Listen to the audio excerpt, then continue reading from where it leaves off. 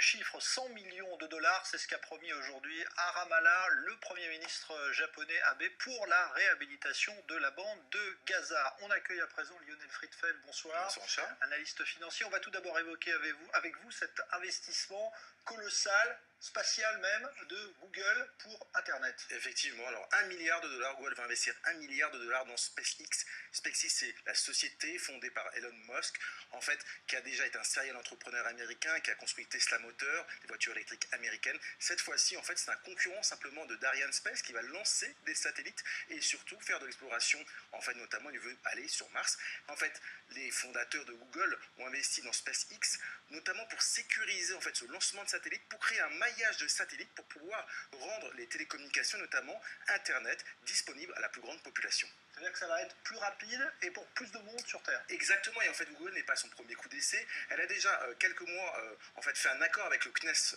en France, notamment en fait, pour lancer des ballons dans l'atmosphère, notamment, et avec des relais qui permettent justement de donner Internet aux populations qui n'ont pas aujourd'hui Internet.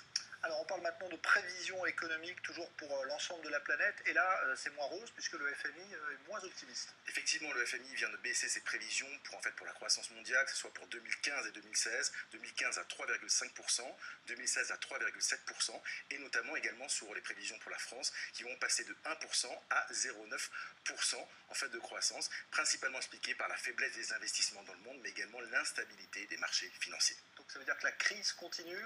Est-ce que le pétrole joue aussi un rôle dans cette... Le pétrole joue un rôle, mais effectivement les investissements n'augmentent pas, et surtout, effectivement, il y a l'instabilité des marchés qui font que les États-Unis se portent bien, l'Europe de façon très moyenne, et l'Asie s'essouffle un petit peu, notamment avec la Chine.